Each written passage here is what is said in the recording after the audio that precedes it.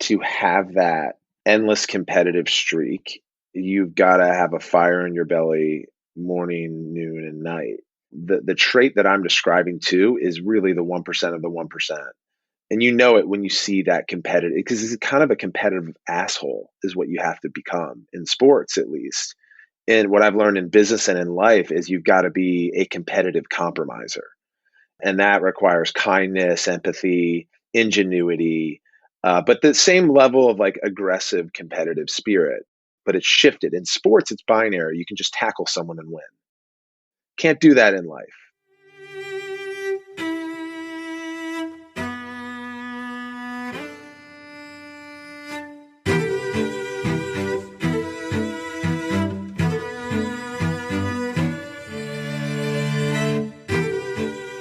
Welcome to the Knowledge Project. I'm your host, Shane Parrish. The goal of this podcast is to master the best of what other people have already figured out so you can unlock your potential. We interview world-class doers and thinkers so that you can better analyze problems, seize opportunities, and master decision-making. Every episode is packed with lessons and insights that never expire. If you're listening to this, you're missing out. If you'd like special member-only episodes, access before anyone else, transcripts, and other member-only content, you can join at fs.blog/membership. Check out the show notes for a link. Paul Rabil is here today. Paul is the Michael Jordan of lacrosse. Not only is he the face of lacrosse, he's literally the best lacrosse player to ever exist. He's also a gold medal winner. He's also one of the co-founders of the Professional Lacrosse League, which is heading into its 4th season. I wanted to talk to Paul because I'm interested in how the best become the best and how they stay the best. I want to know the mindsets, the competitiveness, the drive, and all the things that make that possible. We talk about how Bill Belichick tried to make him a safety in the NFL, where confidence and competitiveness come from, the business side of sports, the mental tools to recover after making a mistake, how to handle stress, and so much more. It's time to listen and learn. I think the place I want to dive in is tell me the story of how Bill Belichick once tried to make you a safety. He is a lacrosse player. He grew up playing lacrosse in Annapolis, Maryland, and he played lacrosse in college. And his father was the football coach at Navy. And that's really where he cut his teeth, literally in the film room cutting tape. And that led to where he is today as, I think, the football coach giant of the world. And even like in a micro setting for Coach Belichick, he started cutting tape. And I think in the world of sports, I'm in the sports business, a lot of the best executives, commissioners, owners started selling tickets for if that lands for anyone out there listening. Then Bill, because of his fandom of lacrosse and his allegiance to lacrosse in a way, he would come to Johns Hopkins practices, which is the school I attended 2004 to 2008. And I built a relationship with him. And my junior and senior year, I was the captain. And I remember asking my coach at the time, Petramala, if I could get 10, 15 minutes with Belichick when he would come to Baltimore. And then he granted me that. I graduated from Hopkins. He sent a box of Patriots swag to my home at the time because he knew that I was a Washington football fan growing up in the DMV. And he was like, now you can support the Patriots. I had a really good rookie year playing professional lacrosse, and I continued to build my relationship with Coach. And we would go to dinner a couple times a year, and he would invite me to a Patriots game and spend the weekend with him. And then that started turning into conversations. And I would suspect that for players that he has either drafted or signed, and more likely signed, that aren't football players or non-traditional SEC recruits, it started with a conversation that we had, which was, I think you could play in the NFL. And I was like, I want to play wide receiver. He was like, I think you'd be a strong safety. And I was like, why? He was like, because you have the size and the speed of strong safeties and you have the work ethic in our league. And we went for about 6 months of deliberating that. And then we both came back together. And he was like, you know what? Things are tracking really well in lacrosse. I was just the MVP at the time and playing with Team USA. And we just had a practical conversation, weighing risk reward, and never pursued it. Well, talk to me about that because It would be going from the top of the lacrosse world to, I'm assuming, on the bubble of the NFL roster. For sure. The bottom of the football world, I guess, to your analogy. You know, we just had a guy play for half the season in the PLL. NFL fans know him. His name's Chris Hogan. Chris is 2 years younger than me, and literally took the path that I was contemplating. He was an All-American at Penn State, and he did take a fifth year because you're given 5 years of athletic eligibility at the NCAA level, four of them to one specific sport. So he took his fifth year and played football at Monmouth. And he went the NFL route, and he was like jumping from training camp to training camp, roster to roster. It really took him 8-9 years to break through. Then when he broke through, he had big moments, big Super Bowl moments that led to an $11 million a year contract. But not every path goes like Chris's. It was just really significant for me because we shared in so many similar traits. Like he was a college midfielder, as I was, and Bill ended up trading for him. Yeah. But there's just so much risk, and I don't regret it at all, because of where I am in my career on the professional side, on the ownership side of a sport that continues to emerge, and what I really love doing, which is storytelling and building businesses. I'm not sure if I would have been able to protect my head, to be honest. It's such a violent sport. And I wonder if you would have looked back and sort of, life expectancy of an NFL player is not really long, and miss this opportunity or regret becoming the greatest ever in your sport. I mean, the thing about sport that I don't think people realize, and it's the same in any industry, there's a reset button at every level, from junior high to high, high to college, college to pro, pro to international. Meaning you can be the best in class, and when you go to the next level, you're then at the bottom of the roster. And the difference between amateurism and professionalism, and I know amateurism is changing now with name, image, and likeness regulation at the college level, but just call it amateurism as college and below versus professional, is you have people looking after you and holding your hand as an amateur athlete. Professionally, no one does. And no one talks about it either. In fact, all we talk about is the path to pro. We don't talk about the path as a pro to 35. And that's really what athletes want. They don't want to fall into the expected 2.5 year cycle that all pro sports have. So it's uncharted territory, and it remains to be that way. But the reason I share that story is, like, it just doesn't matter how good of a college player you are. What matters is like what you do and how you apply yourself consistently in your headspace at the professional level. And that's what Bill has a sense for.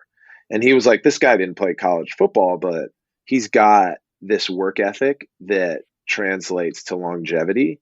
And I think that we see that in business, but that's been a glaring characteristic that I try to identify even with the next gen lacrosse player or athletes that I see today in other sports. How do you maintain that level of work ethic and sort of dedication and love for the sport through the grind, through the years?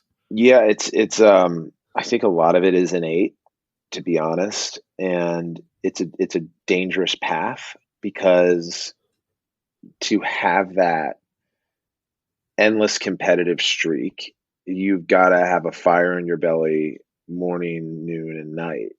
And that's hard to reconcile with, because most of the time in sport, most of the time in life, you fail.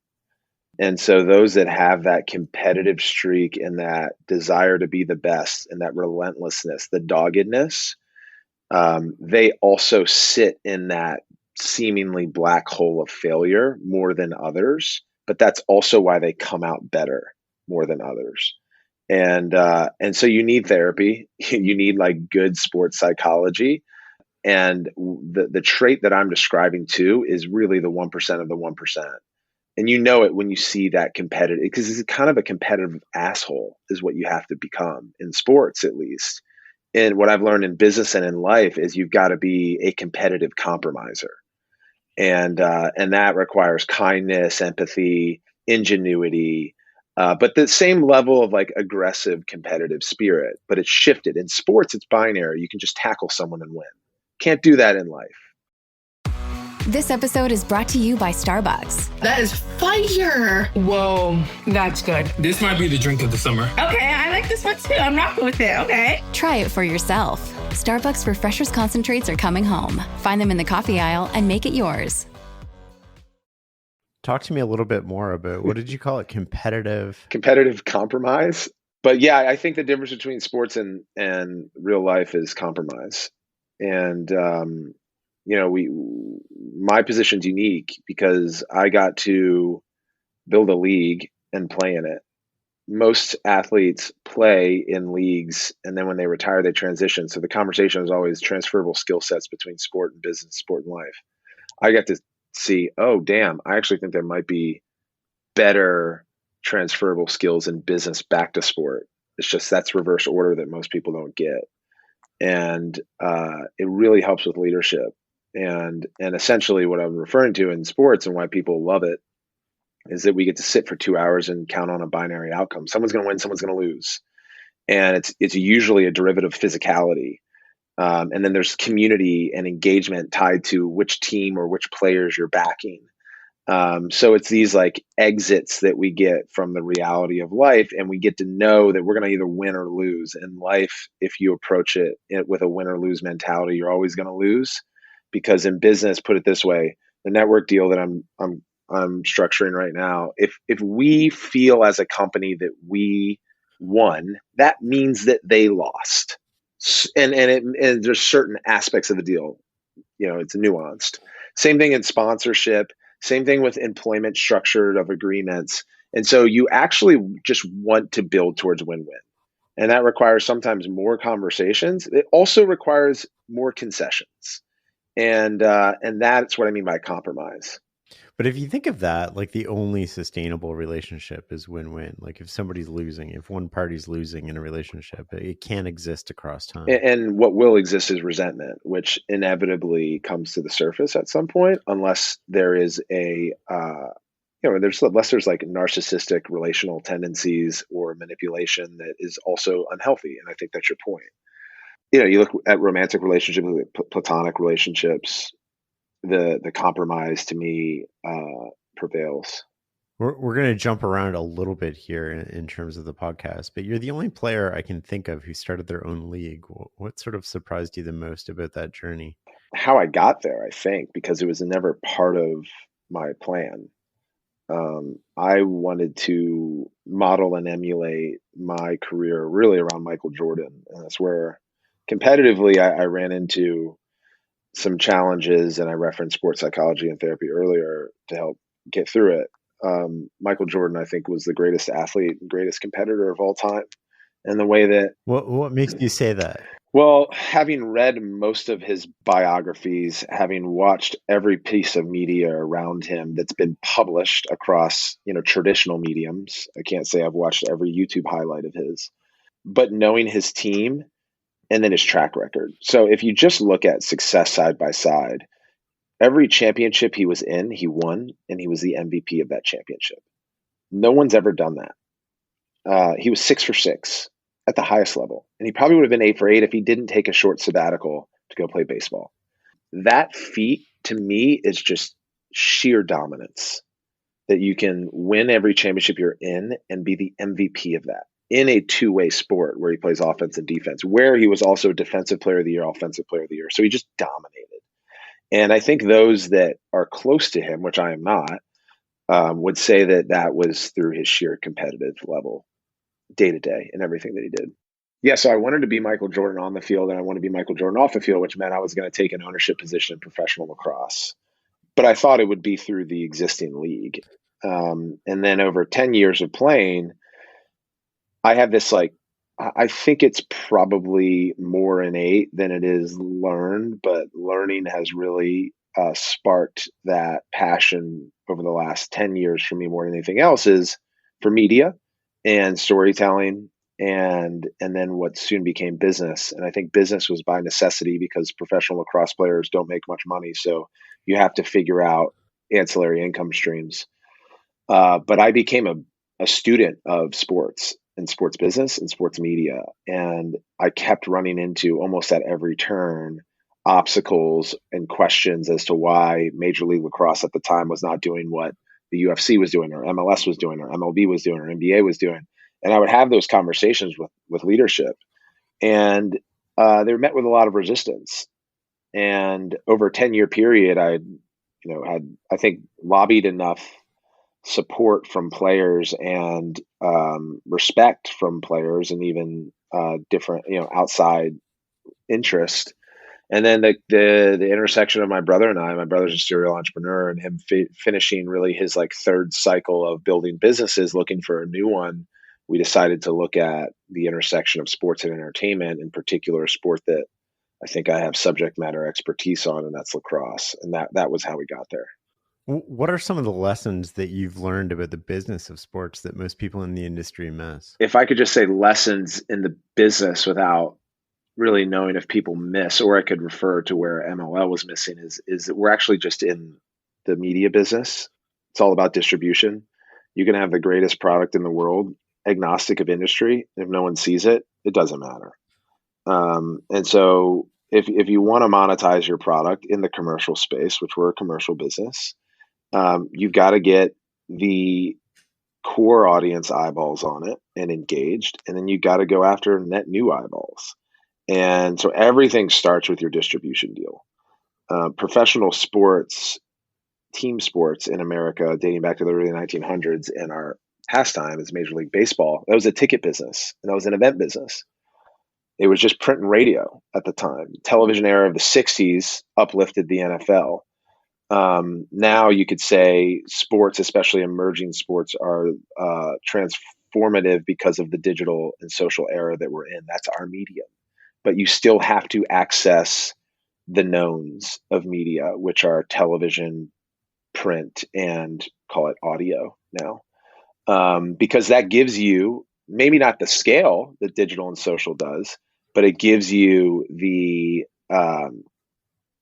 like the gold standard of respect and almost like eligibility of mind share for sports fans around the world. I want to come back to a little bit about you as a player. I mean, you achieved basically being the Michael Jordan of your sport, right? How did you handle the pressure that comes along with that?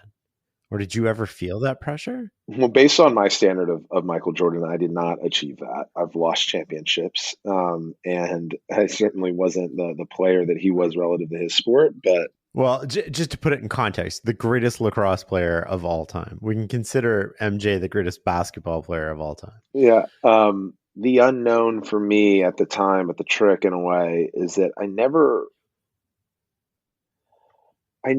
focused on getting too far ahead of where I was at the time. And the time for me and the lessons in sport are really meditative. It's being present and completing the task at hand to the best of your ability. And so whether that was like every day against the wall, shooting on net, I would have this approach that I wouldn't stop until I felt like I got as close to perfect as possible. And so it wasn't like timed, it wasn't number of reps, it was just out there because I wanted to be great. And then when I was playing, whether it's high school, college, professionally, internationally, I always wanted to be the best version of myself, and then the best version on that team, and then the best player on the field, which could, then quickly became best in the world, or best in college, or best in high school. So it was like that process to me unfolded organically, if that makes any sense. I didn't, because I do see kids that say, I want to be the best in the world, or I want to be the best player in high school. And they're not even close to being the best player on their midfield line yet. So I stacked them, I think, appropriately. It's not that I ignored or I never put a goal that I wanted to be the greatest player ever. I did, but I focused on how to get there versus just saying, I want to be there. Were you always the hardest worker on the teams that you were on? I mean, I think that's relative, or I shouldn't say it is relative, but mostly subjective. I believed that I was. And there were probably guys that thought that they worked harder than me, but they maybe only thought of it linearly. They worked harder than me in the weight room and worked harder than me maybe on the field. But why I think that my meter was always full is I never stopped thinking about it. And even to this day, I think what helps drive our business is that Mike and I think about it all the time. And it's a blessing and a curse.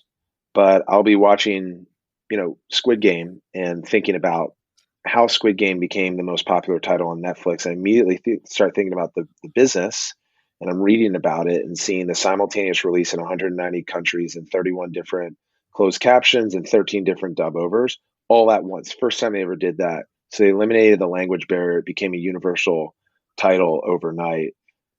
What are the lessons in sports? And so that's what I mean. Whether I was playing, I was like watching Chris Paul make a pass with his weak hand off balance. What's that lesson in lacrosse? How can I emulate that? So it wasn't just what I was doing on the field. It was what I was doing really in everything in life. I think that's so important. I don't think you'll ever be exceptional at anything you're not sort of thinking about constantly. When you were practicing, was it sort of regimented or was it more creative? It was creative at first, and then it became very regimented. The way that I think about my career is actually in 3 phases. I started playing the game when I was 12, and all the way up until my sophomore year in high school, I was playing because I had a passion for it. It was fun. I loved it. The fun and the love didn't go away. It got superseded by competitiveness. And my sophomore year, I started getting like a lot of eyeballs and recruiting letters and stuff. And so then I started really like regimenting, gamifying in many cases, doing whatever I could, timing, counting, everything that I did. And that was both tiresome, but it was also, in my opinion, the fastest path to like high growth improvement. And that lasted really all the way until I was about 28 to 30, in that range. That's when I started getting injured. And I think what happened is like sustainably, you can only be that competitive in a contact sport the way that I played for so long without finally breaking down. And the breaking down was my body and then my mind because of my body. That's when I got in, had surgeries, got into sports psychology, got into therapy. And then the back portion of my career, call it 31 to 35, has been more reflective and more appreciative. I've had to recharge that compete level at moments, but I could also shut it off. And I could also play for fun and shut that off too. And so you think about athletes when they're at their best as maybe the ability to have an overarching approach that is within their control. You're still going. I mean, you're still playing. What things do you sort of do to take care of your body now? Like what nutrition habits do you have? What do you do from a physical standpoint to keep it going? Is there like a Tom Brady stretching sort of pliability regimen going on here? What do you have on the back end here? Well, I just retired after the season. I mean, I had a really good season, which and actually didn't make it difficult to retire for me because I had made that decision at least personally in advance of the season because of the toll of building the league and playing in it. Physically, my body continued to break down, and then just mentally, I was not there as I used to be. Coming out of the pandemic and building the bubble and playing in that was difficult as well. But I felt like it was time to really like centralize my efforts and drive lacrosse forward. So it turns out I had one of my best seasons as a 35-year-old playing injured, and that's, I think, largely because I knew, and I was the only one who knew, that I was emptying out the tank every weekend. But to sustain a career into your 30s, even into your 20s, as a hard charging professional athlete that's in a contact sport, you always have to take care of your body. Sleep, number 1, hydrate, number 2, eat, number 3, stay on your workouts, number 4, stay on your skill, number 4.2. And the reason I say that is like, as you get into your late 20s and 30s, the margin for improvement on skill is really thin. And in fact, like you're able to tap into skill better if you're smarter that you weren't able to utilize, you didn't even know you had, so to speak. But to be able to play well in your career, you just have to take care of your body and your mind, in season and off season, always omnipresent there. How do you take care of your mind? Go deeper on that.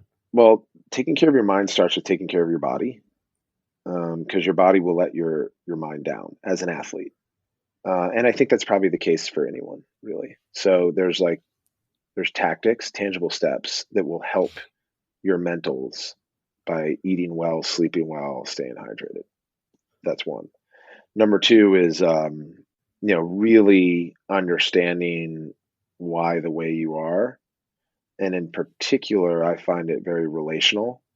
Like what makes you happy, what makes you sad, what makes you agitated, what gives you your anxiety and stress, and understanding whether that's attachment theory, whether that is the way that, you have overlapped your career with your life, and what are the upside and downsides there. The way to unpack it, the best way to unpack it is with counsel, whether that's for athletes in sports psychology and therapy and couples therapy. I think that in sports, it's a great place to analyze how we improve. No one bats an eye at having a shooting coach, a head coach, an assistant coach, a strength coach, a medical team, doctors, physios, physical therapists, trainers. Like they're all there to help because they're experts. Why not tap into, if we want to improve our mental health, experts in that field? Well, it's been stereotyped and stigmatized through modern media and slower turn advancements as to why. But I think we're close to breaking through that obstacle. When you were playing, did you ever feel like somebody else was better than you? Like there was a better player than you? That's a great question. So the truth is that I didn't, but I always felt threatened by that. And I was always comparing myself to others. And that was the bad side of it. The comparison was the bad side? Oh, yeah. Because you're constantly A-Bing, you're constantly like judging other people and, looking at their stats versus yours. And it's like unhealthy because that wasn't the best path to continued growth personally, which is what I was describing earlier. But that was just there because I was a competitive asshole. And so the tricky part about sports is, the balance of confidence versus cockiness versus, hints of narcissism around I am the best and I'm the best because I just believe I'm the best or I'm telling you I'm the best. Like it's highly subjective. You can't get there without like fully buying into that. And you can't fully buy into that without really putting in all the work that you can and having the results on the field. So, I see people trying to convince others that they are or convince themselves, but it's a holistic approach and then irrational belief, because a lot of times I wasn't, probably very few times I was, but if I didn't buy into that belief, then I wouldn't have continued to improve like I did. So almost sort of like, if I were to paraphrase, confidence comes from putting in the work and the results, and at times having an irrational belief in yourself. Yes, that's right. And the ability to persevere through failure. I think there's a misconception out there that successful people have faced fewer obstacles than most. It's quite the opposite. I think what makes successful people or successful athletes, I'll just use that as an example, is they have failed in many cases more than most people because they've had the audacity to try things that are out of their wheelhouse more regularly. They have high risk. We'll continue with Michael Jordan, famously cut from the varsity team. He was a sophomore. That's not the part of the story they told in a time where like no sophomores made varsity. But like the story is like, oh, he was cut from the basketball team. Well, he played JV and he was the best player in JV, but he had the audacity to try out for the varsity team, then get cut, take it personally, and come back way better than had he made the varsity team his sophomore year. So in hindsight, it's actually those high risk, the volume of risk taking met by the resilience and the ability to like get up and be better because of that failure. a lot of great athletes take it personally. And those are things that you also have to shed when you get out of sport and into life and business, is take things less personally. But in sport, things are very personal. And I think that in a way drives that outcome that we see with a lot of athletes. How do you do that in a game, or sort of after a game? Like, you make a mistake. How do you put that out of your mind, go on to the next play, the next series, or the next game? Like, what is the mental process you go through to sort of, in Belichick's words, we're on to Cincinnati, Yeah. right? Like, what is that process that you're sort of dropping? Well, I think every athlete will tell you it's easier said than done, but it is the key to success and consistency over time, is your ability to have resilience in a game. I think what makes sports great is that you can have a poor game and then use the week to recalibrate. So you go back and you practice, and then you get the benefit of time, which time is a healing mechanism. To do that in a 60-minute game is a lot more difficult. Requires, I think, a high level of mental aptitude and mental training. So I'll give you one example. It's called a rebound goal. I think golf gets it right, because golf is a really challenging sport, and that's the genesis of rebound goals. An example of a rebound goal in golf is an up and down, where, like, literally Phil Mickelson has made tens of, if not hundreds of millions of dollars being famous for hitting miraculous shots, which, by the way, it's a miraculous shot because he had a shitty tee shot. But they celebrate an up and down, and that's a rebound goal because it's coming off of a bad shot. In most sports, if you have a bad shot, what do you think the next shot is going to be? Bad again, bad again, bad again. And that's what we're trying to fix, is your suggestion. So creating in team sports a lot more difficult than golf, because of what kind of just said. In team sports, there's more people on the field, and there's more actions and reactions that are out of your control. So I always focused on, what are my rebound opportunities off of a bad play that are within my control. And it's like, a lot of it was like effort, getting back on defense. Like, I took a bad shot or turned the ball over, I would stay on the field to try to, like, get that mental rep back, where a lot of people make a bad shot or turnover and they run off the field and they sub out. So not knowing that I can't count on the ball will be back on my stick again, can I go stay on the field and play defense against the guy who does have the ball on his stick and build that confidence back up? That's a rebound goal. Control the controllables, right? What can I do right now? What's the next sort of thing to get me back on track? It's almost like remembering the basics, right? So it's like, you get lost, you make a bad play, and then it's like, okay, I don't want to get fancy, I don't want to get complicated, I just want to get back to, like, what are the core things I need to pay attention to? Yeah, but the other thing is, step one is that awareness. Step two is then adjusting the neuroscience.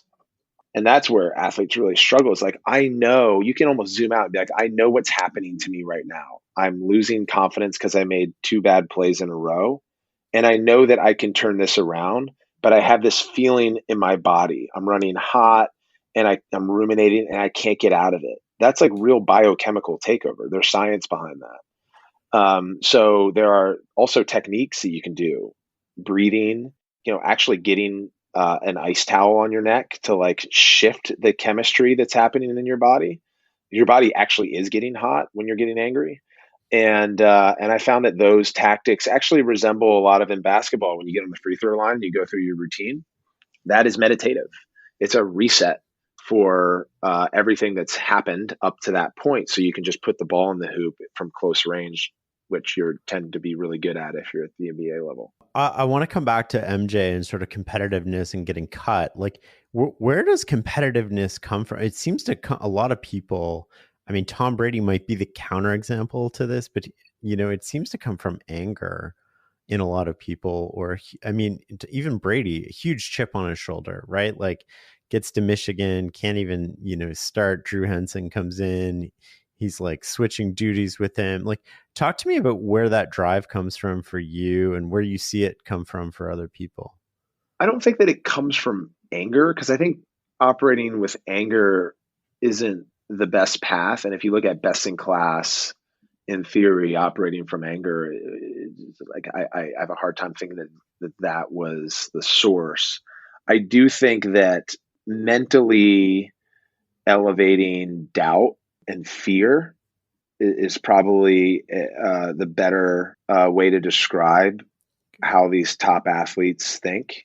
They're fear motivated, fear of not being the best, fear of losing, and fear of not performing well. It's a huge motivator, and so I think that that's probably it versus anger. And I think that that can come from a number of things. It comes from the way that we're raised, product of our environment, socioeconomic disparity from athlete to athlete. Again, like all things that differ from one person to the next. And then I think there's gene pool as well. Whether you're a descendant from a conqueror or an emperor like Genghis Khan or not. Like that's a crazy theory, but like that like I think that conquering spirit performs quite well in sport. Where did yours come from? I think it's probably a combination of kind of like the Rabil family tree coming over from Lebanon as immigrants, and the work ethic of my great grandparents, my grandparents, and to my father that was demonstrated to me as a kid, all the way through to today. The fear based motivation really began to trigger for me in that high school kind of phase two that I'd mentioned. And so I think it began to form as I started tasting success, because success was so good and failure was so bad, that I really wanted to skew toward the former as much as possible. And that was binary for me, because in sport you can block out everything else in life. And so it's like a breeding ground for that type of motivation. So that's where I think as a combination of having supreme work ethic bestowed upon me from my family heritage, blessed with strong athletic genes, and I celebrate the notion that I have performed beyond my projected capabilities. When my younger self may have taken offense to it, like, what does that mean? I'm not as good of an athlete as I think I am. But I think that we should all feel good about our lives if we out kick our coverage or punch above our weight class. Well, one of the challenges in a team sport is that you're sort of defined by your wins, right? And the greatest players get paid the most, and they also have to mesh with their teammates.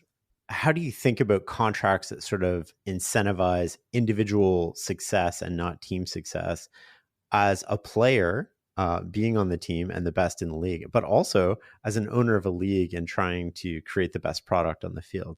I mean, it's a huge dilemma in sports, and teams and ownership groups do it differently. But I totally see the paradox of incentivizing wide receivers based on number of catches and touchdowns scored, and then trying to address the sideline issues of the quarterback not throwing to them, and then having a temper tantrum. Like you understand it, Yeah. And then it's distracting to the overarching goal of the team, which is winning. I think the Patriots do a really good job of building incentives around starting and playing in games, and they don't incentivize based off of number of catches or touchdowns or yards passed. So you can still build an incentive structure to performance, which is kind of the business behind the scenes and what agents are going to want to push for. So as an athlete being represented by management, like, you want them to create best in class terms in your contract. And then you walk away and you go, well, these might be at odds with the team. So that's just pro sports. And frankly, there's that in business too.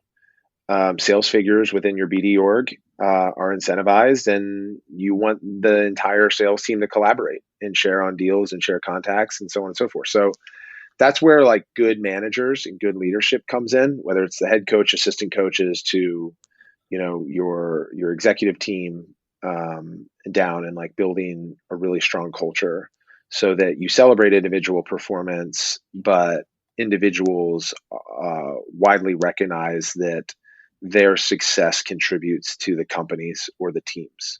Talk to me a little bit about what it means to be a captain of a team. like leading a team as a player?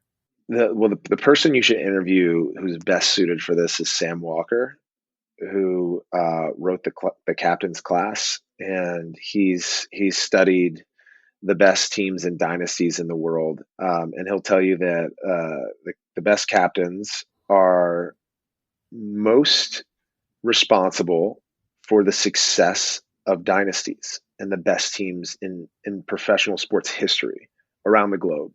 So he ran this study around the best teams ever, most championships, dynasties in eras across sport, across gender. And he came down to like 10 teams, and he found something he wasn't looking for, which was a singular captain across each of those teams that was a water bottle carrier, which was often not the person responsible for top performance. And he references Pele, for example, that never had or was never given the responsibility to captain Brazil, because they always viewed it as like, why give him that extra responsibility when he's got enough pressure? He's got to score 3 goals a game. Like, let's get out of his way. Let's get out of his way. Yeah, it doesn't mean you're the best player. Yeah. And I think like Western culture gets it wrong in sports for that reason. Like, I grew up in a system where best player was captain, and we should think critically around who is best to be captain, where you're leading the team, you're empathizing with the team, you're bridging the comms from the coaches to the teams, in some cases teams to coach to GM. And that requires a lot of time and a lot of individual and group conversation.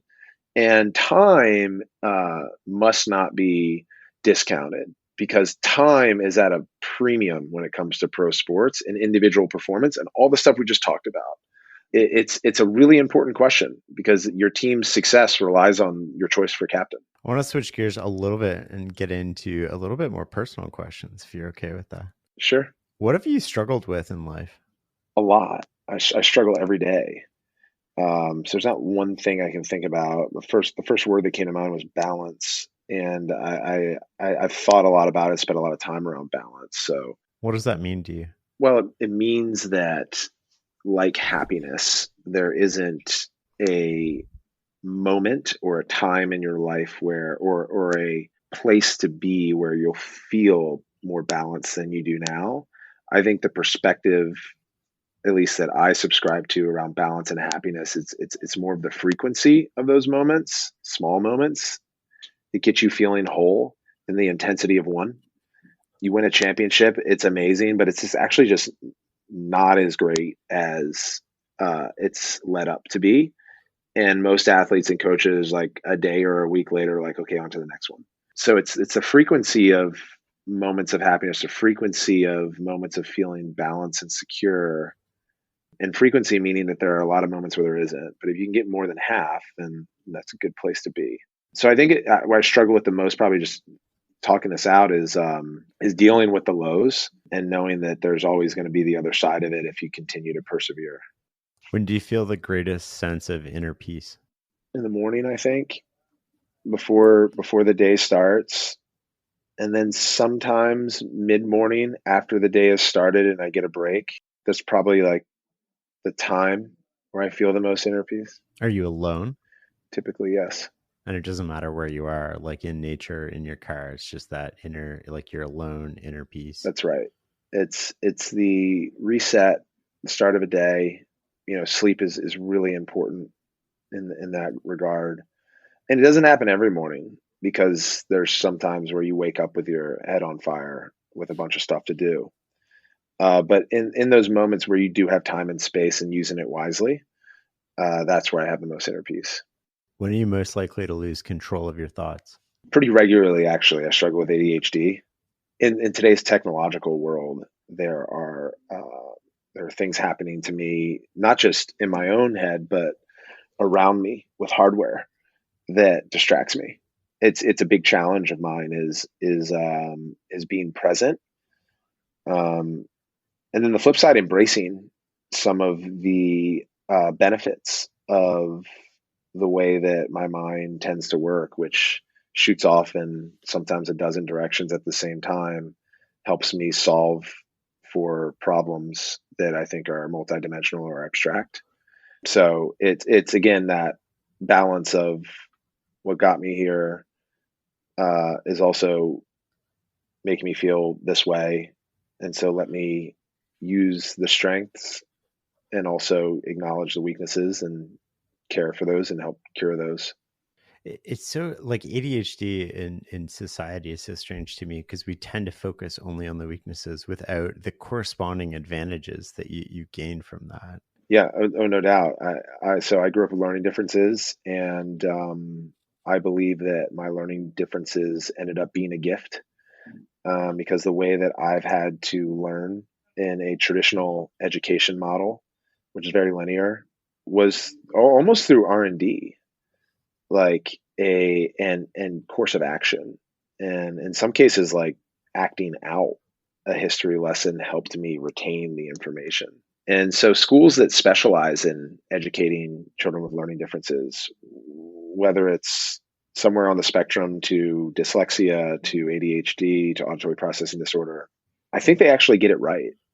And it's led to a very entrepreneurial environment for me, where I actually love to problem solve and I like to question the status quo.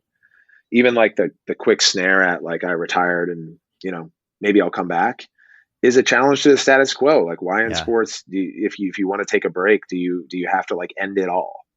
Well, it's just because it is a commoditized business. Athletes are commoditized. However, like it just doesn't need to be that way. Like Gronkowski needed 2.5 seasons to heal, and now he's playing great again. Yeah. And I'm not, for the record, I'm not planning to come out of retirement, but I do think the system's arcane, and it's worth talking about. So that I'm constantly, and I think it's because of the way that my brain functions, constantly challenging status quo. What are you afraid of? I'm fearfully motivated on the field. I think fear kicks in a lot of other aspects of life. I feel that it is more unhealthy than motivating. I'm not afraid of anything at the moment. But I've spent 7 years in therapy. I do weekly therapy. I think that I have the mammoths on my shoulders that we all do, critical, negative, self-talk, etc. What therapy does is just kind of like dissipate a lot of that or lower the volume and gives you perspective that like those mammoths never go away. The goal is to actually just shrink them in size. And that I think helps with fear of one thing or another. What habits are you trying to break right now? Phone habit, maybe some caffeine kicks, critical self-talk, those types of things. When are you most stressed? I'll stick with time and space, usually like the 3 to 5 o'clock range in the afternoon, because I never get everything done in a day, never. And I think that's okay. It's called entrepreneurship. And I'm at this stage of my life, I'm really trying to explore relationships more and the enjoyment of life more, which conflicts with 80-hour work weeks. So that like bottleneck is that 3 to 5 p.m. range, because I don't stop work at 5, but like you start thinking, all right, if I need to get out of here by 6 or 7, I've got to start jamming now. And then looking at a calendar from time to time where there's 12 or 13 meetings in a day, then you're like, fuck, this is going to be a stressful one. What's most important to remind yourself in those moments when you're feeling that stress? That there are tactics to get out of it. I mentioned, meditation, breathing, accessing cold ice. Yeah, that was an interesting one. You mentioned putting cold ice around your neck. Eh? So similar to schools that specialize in educating children with learning differences, I think that certain therapy that is focused on working with certain people on the DSM, call it, it's actually like really good therapy for anyone. So example is dialectical behavioral therapy. It's called DBT. It is a process often worked through with people with personality disorders, but it's very tactical because people with personality disorders are often dealing with disassociation. But the difference between a personality disorder and someone who doesn't, at least from a prescription standpoint, non-medical, is like we have the same thoughts. We just are able to step away from it. It's that critical inner voice I was just mentioning. Someone who experiences disassociation has that same thought that we do, and then it becomes reality. So DBT will give tactics to stepping out of it. One of them is changing your body temperature. So like putting your hand in the freezer, or like having an ice pack and just cooling off your head, taking a walk, and meditating, things like that. What does a walk do? Reactivates your biochemistry in your body. It's like begins to release endorphins, which helps shift some of that mindset. Some of the most stimulating and I think breakthrough thoughts that Mike and I have are on hikes. Yeah, I find it's a great way to think and reflect, and also just generate new ideas. I love walking meetings. It feels so much healthier and just looser and more natural. Yeah, the only thing you have to be careful of is meetings running long, and then all of a sudden you're missing others. I was there during COVID. I would take most of my meetings walking with headphones in, and then I found out I was bumping up against other meetings, so I had to be more thoughtful. What keeps you up at night? Fortunately, not much. I can sleep really well. It's a benefit. Or let's just say this: I can go to sleep really well. Oh, you don't stay asleep? I don't stay asleep. So maybe the question is like, what keeps you from sleeping? Do you have the entrepreneur's curse of like waking up at 4 a.m. or 3 a.m. and just being ready to go? Literally, you should have stopped at 4 a.m. Like I did it this morning. I did the morning. Like I can count on waking up at 4 a.m. almost every day. And I think it's for different reasons, but and at different moments. Right now, a lot is going on in my life because I've retired. I'm bi-coastal in a big moment for our business in transitioning from year 3 to 4. So I'm having trouble staying asleep, but going to sleep, again, has never been an issue, luckily. What are you most optimistic about? The future of our business right now. I'm really optimistic about where the PLL is going and the people that we have here, the talent that's not just in the workforce, but on the field. It's what I spend most of my time thinking about is our business that we're building. And final question, I always try to end with the same question, but what do you want other people to say about you when you're no longer here? Oh man, that's really difficult. It's like writing your own obituary. I think that the one word comes to mind, it's impact. And impact, fill in the blank, but I hope to have an impact on the next generation, impact on the current, I don't want to call it current generation, I just want to call it impact on people that I know, and people that I share an experience with. That to me is at the highest level what we're hoping to do in business, relationships, interactions of all sorts. That's a great place to end this. Thank you so much, Paul. Yeah, thanks for having me. I enjoyed it.